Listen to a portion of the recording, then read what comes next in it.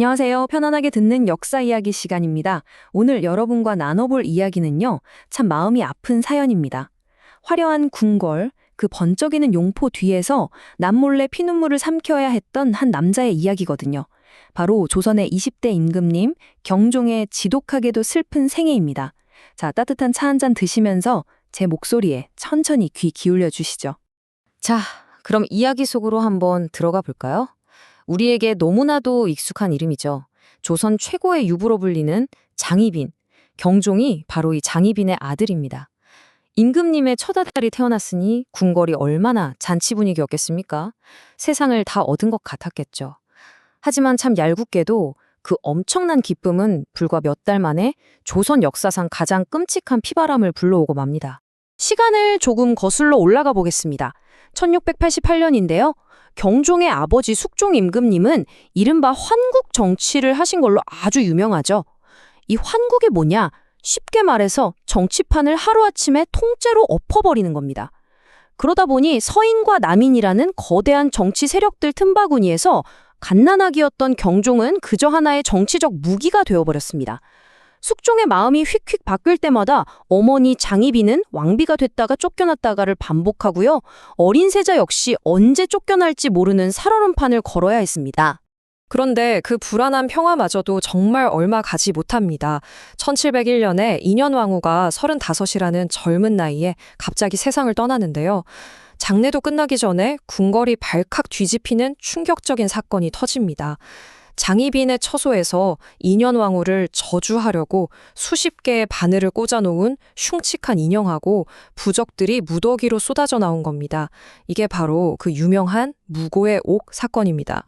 여러분, 이때 세자의 나이가 고작 14살이었습니다. 14살 어린 소년의 심정이 어땠을까요?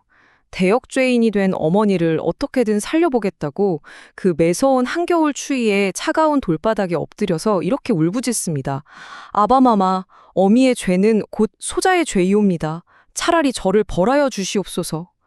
그 어린 것의 애절한 피눈물이 온 궁궐을 찢어놓을 듯 울려 퍼졌죠. 하지만 아버지 숙종은 얼음장처럼 차가웠습니다. 네가 정녕 내 어미의 아들이라면 어찌 저런 흉악한 죄를 모를 수 있단 말이냐. 당장 물러가라 하면서 매몰차게 내쳐버리죠. 며칠을 굶어가며 애원했지만 결국 소녀는 아버지가 어머니에게 억지로 사약을 먹여 죽이는 그 끔찍한 비극을 두 눈으로 지켜봐야만 했습니다. 이 참혹한 사건이 어린 소년의 영혼을 그야말로 산산조각 내버린 겁니다. 자기 어머니가 사약을 받고 피를 토하며 죽어가는 모습, 그 충격이 오죽했겠습니까? 그 엄청난 트라우마는 세자의 몸과 마음을 병들게 했습니다. 극심한 스트레스 때문에 갑자기 정신을 잃고 쓰러지는 발작 증세까지 나타났고요. 아버지가 언제 나를 죽일지 모른다는 극도의 공포감에 시달려야 했습니다. 공식적으로 대역죄인의 아들이라는 무서운 꼬리표를 달고 매일매일 숨죽이며 지옥 같은 하루하루를 버텨야 했던 거죠. 당시 궁궐 안의 상황을 보면 이 대조적인 두 아들의 모습이 참 기가 막힙니다.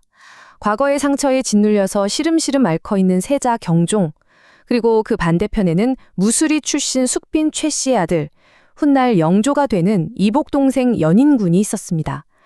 연인군은 몸도 튼튼하고 머리도 비상해서 아버지 숙종의 예쁨을 독차지하고 있었죠. 권력을 쥔 노론 대신들은 아예 대놓고 저렇게 아픈 경종 대신에 건강한 연인군을 세세자로 앉혀야 합니다 하면서 노골적으로 압박을 해왔습니다. 세월이 흘러 1720년이 됩니다. 그 지옥 같은 30년의 세월을 꾹꾹 눌러 참은 끝에 드디어 33살의 나이로 경종이 조선의 20대 임금님 자리에 오릅니다. 하지만 참 산 넘어 산이라고 하죠. 그나마 자신을 지켜주던 거대한 방패막이었던 아버지 숙종이 세상을 떠나고 나니까 이제 경종은 자신을 어떻게든 끌어내려던 정적들, 즉 노론 세력이 꽉 잡고 있는 조정에 완전히 홀로 덩그러니 남겨지게 된 겁니다. 자, 여기서 정말 기가 막힌 상황이 벌어집니다. 왕이 오른 지 이제 겨우 1년 된 젊은 임금한테 노론 대신들이 우르르 몰려와서는 폭찬 선언을 합니다. 전하께서는 옥체가 미령하시고 후사가 없으시니 아우님이신 연인군을 후계자로 삼으시옵소서. 이거 정말 무서운 말입니다.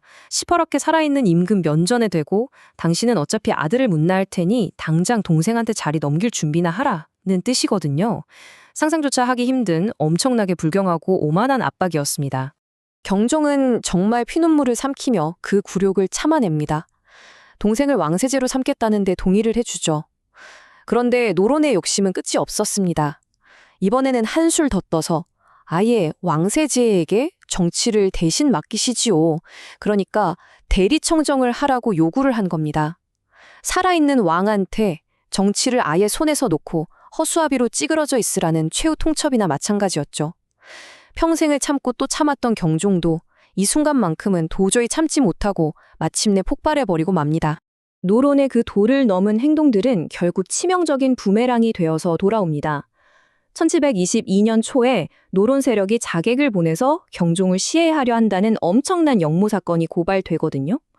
경종은 이 기회를 절대 놓치지 않았습니다. 대대적인 신문이 열렸고 이른바 신임 목사라고 불리는 끔찍한 피바람이 불어닥치면서 노론의 4대 신을 포함해 수백 명이 처형되거나 귀양을 가게 됩니다. 노론 세력이 그야말로 쑥대밭이 된 거죠. 궁궐은 이제 완전히 피비린내 나는 의심과 공포의 늪에 빠져들었습니다. 새롭게 권력을 잡은 소론 강경파들은 하루가 멀다 하고 역적들을 죽여야 한다고 목소리를 높였죠.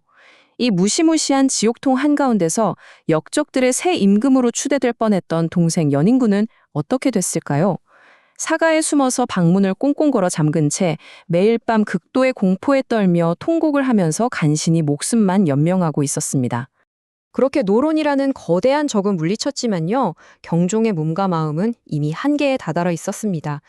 자신이 살아남기 위해서 수많은 사람의 피를 묻혀야만 했던 그 참혹한 과정이 본래 여리고 착했던 경종의 마음을 더 깊이 병들게 한 겁니다.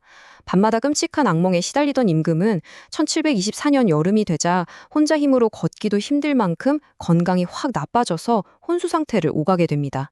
그런데 여러분, 여기서 역사의 물줄기를 바꾸는 아주 결정적인 장면이 등장합니다. 다 죽어가던 경종이 정신을 조금 차리더니 갑자기 음식을 하나 탔는데요.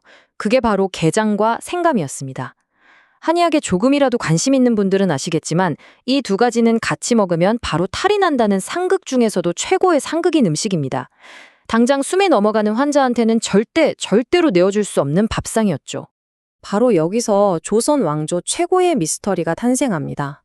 어이들부터 신하들까지 모두가 앉는다고 그렇게 뜯어 말리는데도 동생 연인군이 이 금기된 게장과 생감을 직접 구해다가 형님인 경정에게 올린 겁니다.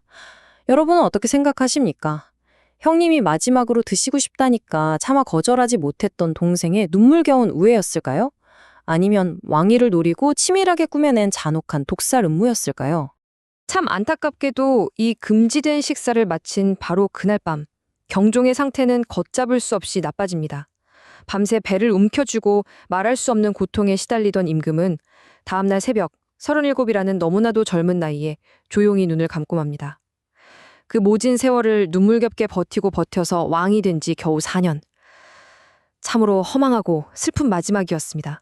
당장 궁궐은 발칵 뒤집혔습니다. 경종을 모시던 소론 세력은 대번에 독살이라고 의심했죠. 안 그래도 어이가 임금의 병세랑 맞지도 않는 뜨거운 성질의 인삼을 처방했는데 거기에 동생이 직접 들고 온 상극 음식 게장과 생감까지. 이건 누가 봐도 임금을 독살하려고 치밀하게 계산한 도구였다. 이렇게 굳게 믿어버린 겁니다. 형님이 억울하게 독살당했다는 거대한 소문은 온 나라에 들불처럼 번져나갔습니다. 결국 동생 연인군은 형의 뒤를 이어서 조선의 21번째 임금 영조로 즉위를 합니다. 하지만 경종의 망령은 무려 52년이라는 그 긴 영조의 재위 기간 내내 그의 발목을 지독하게도 붙잡았습니다. 형을 독살하고 왕위를 빼앗은 자라는 그 끔찍한 꼬리표 때문에 엄청난 내란이 일어나기도 했고요. 영조는 평생 동안 자신이 형을 죽이지 않았다는 걸 증명하기 위해서 피나는 노력을 해야만 했습니다. 후세 사람들은 보통 경종을 참 불쌍하고 힘없고 병약하기만 했던 임금으로 기억을 합니다. 하지만 다시 생각해보면요. 그는 30년이라는 그 긴 세월 동안 그 숨막히는 궁궐의 심리전을 묵묵히 견뎌낸 아주 강인한 생존자이기도 했습니다. 아버지 속종 말년에는 3년 동안이나 대리청정을 하면서도 치명적인 실수 하나 없이 나라를 잘 이끌었거든요. 군주로서의 자질은 충분히 갖췄던 인물이라는 겁니다. 어머니의 욕심과 살벌한 정치 싸움 한가운데서 태어나 평생을 죄인의 아들이자 독살설의 희생양으로 살다간 인간 경종. 거대한 역사의 수레바퀴 앞에서 우리 개인의 삶은 얼마나 무력해질 수 있는 걸까요? 화려한 용포 뒤에 감춰져 있던 그의 뜨거운 핏빛 눈물을 한 번쯤 기억해 주시길 바라면서 오늘 함께 나눈 이 이야기가 여러분의 마음에 잔잔하고 깊은 여운으로 남았으면 좋겠습니다. 끝까지 편안하게 함께 해주셔서 고맙습니다.